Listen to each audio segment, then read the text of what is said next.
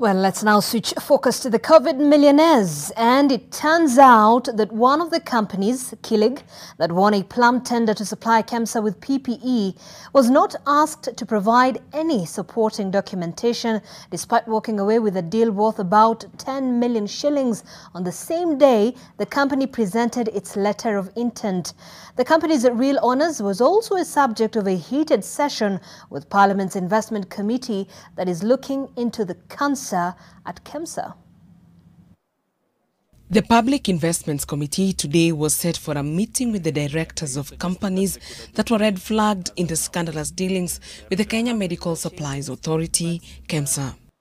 The directors of Kilig were among the first to appear before the MPs. In a heated session, the MPs heard of the intricate web of owners, the company having changed hands more than 3 times since it was registered and started doing business with KEMSA to date. KEMSA seems, in their own response to us, seems not to know who Kilig is. The MPs also heard that it's now owned by a 27-year-old lawyer who introduced herself to the committee as Ivy Mnyo. We need the names of the directors who were there before you. The company, formed in 22nd January 2020, was unpicked and handed a 4 billion shillings offer to supply hundreds of personal protective equipment at prices way higher than the market price.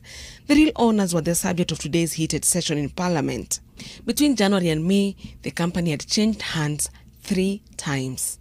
So we're asking you, as the owner, who did you buy this company from? Okay. As the owner, my answer to that question, the shares of the company and directorship of the company was transferred to me from one Mr. Collins Wanjala Bush. Was that difficult?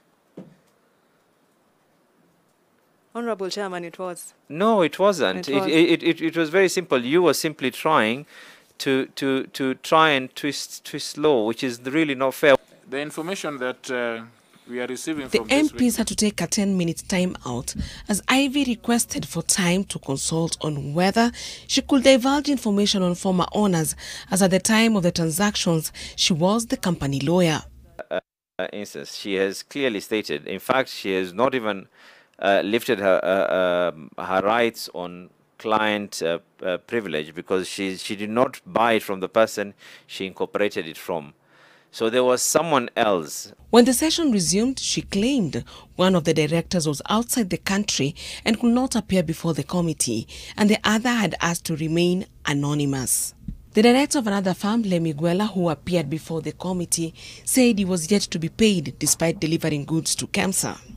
Representative of Megascope and Crown Healthcare Limited were sent away with the MPs insisting only the company directors should present themselves for the inquiry.